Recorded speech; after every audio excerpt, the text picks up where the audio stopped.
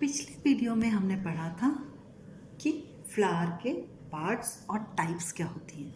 आज हम कुछ टर्म्स करेंगे फ्लावर से रिलेटेड कि फ्लावर की सिमेट्री क्या होती है, एसिमेट्री क्या होती है, उसके बारे में करेंगे। तो जो फ्लोरल सिमेट्री क्या करते हैं हम, फ्लोरल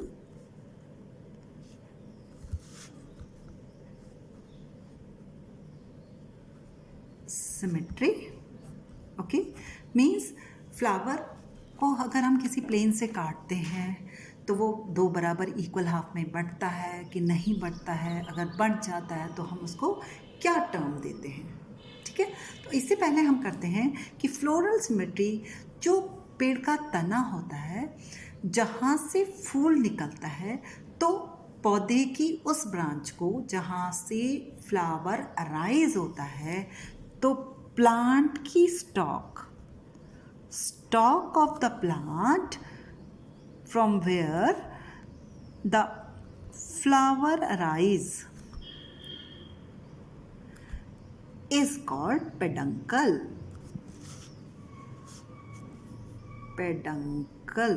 ठीक है। पौधे का जो स्टेम का वो भाग जहाँ से फूल हमारा निकल रहा है, और जो फूल की स्टॉक होती है, स्टॉक ऑफ द फ्लावर, उसको कहते हैं पेडिसल। ये तो पहले पढ़ा था हमने, पेडिसल। अब आते हैं फ्लावर की सिमेट्री पे। सिमेट्री ऑफ द फ्लावर, ठीक है। फ्लावर की सिमेट्री क्या होगी कि हम उसको एक या दो में काट सकते हैं। सपोज हमारा ये फ्लावर है, ठीक है। इसके हम वर्टिकल प्लेन से हम इसको सेंटर से पास करते हुए जाते हैं, और अगर ये दो हाफ में बंट जाता है, एक ही प्लेन से नहीं, दूसरे प्लेन से भी अगर हम काटते हैं, तीसरे से भी काटते हैं, चौथे से भी काटते हैं, अगर वर्टिकल प्लेन से काटने के बाद ये दो बराबर हाफ में बदल जाता है, तो हम उस फ्लावर को कहते हैं एक्टिनोमॉर्फिक। क्या कहते हैं?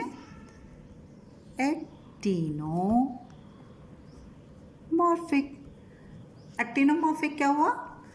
Flower can be divided into two equal halves by passing through the center at any vertical plane। किसी भी वर्टिकल प्लेन से सेंटर से अगर हम डाल रहे हैं तो वो दो बराबर हाफ में बंट रहा है, तब हम उस फ्लावर को कहते हैं एक्टिनोमॉर्फिक फ्लावर, ठीक है। एक्टिनोमॉर्फिक फ्लावर जो होता है उसकी क्या सिमेट्री क्या होती है? Radial symmetry. क्या होती है? Radial symmetry, that is passing through the radius, it can be divided into two equal half. फिर अगर हम एक फ्लावर लेते हैं और उसको हम सिर्फ एक वर्टिकल प्लेन से ही दो इक्वल हाफ में बांट सकते हैं, उस फ्लावर को हम कहते हैं जाइगोमॉर्फिक फ्लावर। जाइगोमॉर्फिक कौन सा हुआ? Can be divided, the flower that can be divided into two equal halves at only one vertical plane। सिर्फ एक वर्टिकल प्लेन से ही हम उसको दो इक्वल भाग में बांटते हैं, तो वो फ्लावर भी क्या होता है? सिमेट्रिकल होता है। अब एक ही भाग से दो में बांट रहा है, तो जाइगोमॉर्फिक फ्लावर को हम कहते हैं बाइलैटरली सिमेट्रिकल, ठीक है। पहला actinomorphic, any plane it can be divided into two. Zygomorphic, by one plane, only one plane, it can be divided into two. Third is asymmetrical. Asymmetrical, flower cannot be divided into two equal halves at any plane. Cannot be divided into two equal halves. Got it? The terminology we are learning today, terminology actinomorphic, zygomorphic, asymmetric. Now forms of thalamus. Forms of thalamus. Thalamus क्या होता है? Thalamus was the swollen part of the flower या base of the flower which were holding all the whorls.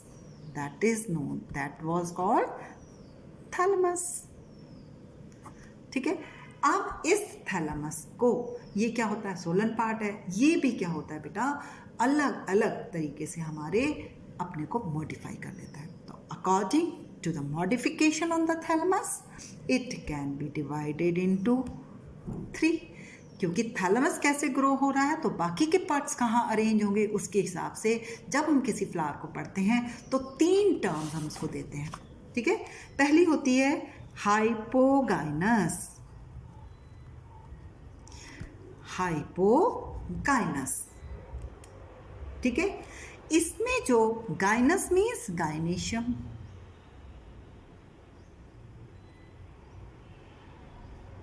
Hypogynous means gynoecium. ठीक है. इसमें जो होती है, जो गाइनेशियम है वो हमारा टॉप मोस्ट पोजीशन पे होता है, सबसे ऊपर अपने को अरेंज करता है हाइपोगाइनस में. ठीक. कैसे? ये देखिए, ये आपका पेडिसल, ये आपके सेपल्स, ये आपके पेटल्स, ये आपके एंथर और गाइनेशियम सबसे ऊपर. जहाँ गाइनेशियम सबसे ऊपर होता है उसको, उस कंडीशन को कहते हैं हाइपोगाइनस. और गाइनेशियम ऊपर है तो गाइनेशियम क्या है? मेन पार्ट क्या है गाइनेशियम का? हमारा ovary. In this case ovary is superior. Ovary superior होती है. ठीक. अब दूसरी कंडीशन, पहली आई हाइपोगाइनस, दूसरी आई पेरिगाइनस. पेरी मीन्स बाहर, टूवर्ड्स द पेरिफ्री. इसमें क्या होता है बेटा? हमारा थैलेमस जो होता है फ्लैट हो जाता है तो बाकी के पार्ट, जैसे ये थैलेमस फ्लैट हो गया तो बाकी के पार्ट्स पेरिफ्री पे अरेंज हो जाएंगे. राइट. तो ये जो है हमारा 3 तरीके की शेप ले सकता है. पेरिगाइनस क्या है हमारा? 3 तरीके की शेप ले सकता है. पहला होता है डिस्क. ठीक है. दूसरा होता है कप और तीसरा होता है फ्लास्क. ठीक है. डिस्क शेप में क्या होगा हमारा? एक सिंपल सी डिस्क बनेगी इसकी. ओके. इसके पेरिफ्री में हमारे क्या होंगे? सेपल आ जाएंगे, फिर हमारे पेटल आ जाएंगे, फिर हमारे एंडोशियम आ जाएंगे और फिर हमारा गाइनेशियम आ जाएगा. Same this side. ठीक. ये डिस्क फॉर्म इसने किसने बनाई? हमारी थैलेमस ने. ठीक है. इसका एग्जाम्पल होता है हमारा पी या ग्राम. इनके फूलों में ये हमें मिलता है disc shape thalamus. Cup shaped में क्या होगा? फ्लैट होगा और थोड़ा सा ऊपर को ये थैलेमस हमारा चला जाएगा. ठीक. अब जो बाकी के पार्ट्स है, मैंने कहा पेरिगाइनस है, बाकी के पार्ट्स क्या होंगे? टूवर्ड्स द पेरिफ्री हो जाएंगे. लेकिन ये सारे के सारे अभी भी इसमें जो है गाइनेशियम हमारा क्या होता है? ऊपर आ जाता है. ठीक है. तो यहाँ पर इन दोनों कंडीशन में हमारा क्या है? Superior ovary. क्या है हमारी? सुपीरियर ओवरी है. ठीक है. कप शेप, सुपीरियर ओवरी, क्योंकि ये साइड में है इसके. ये मिलता है हमारा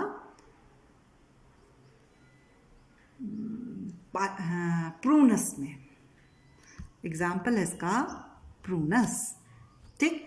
फ्लास्क शेप में क्या होगा कि थैलेमस और ज़्यादा ग्रो करेगा और बीच में यहाँ पर जा कर के थोड़ा सा पास को दिखता है हमें ऐसे करके. ठीक है.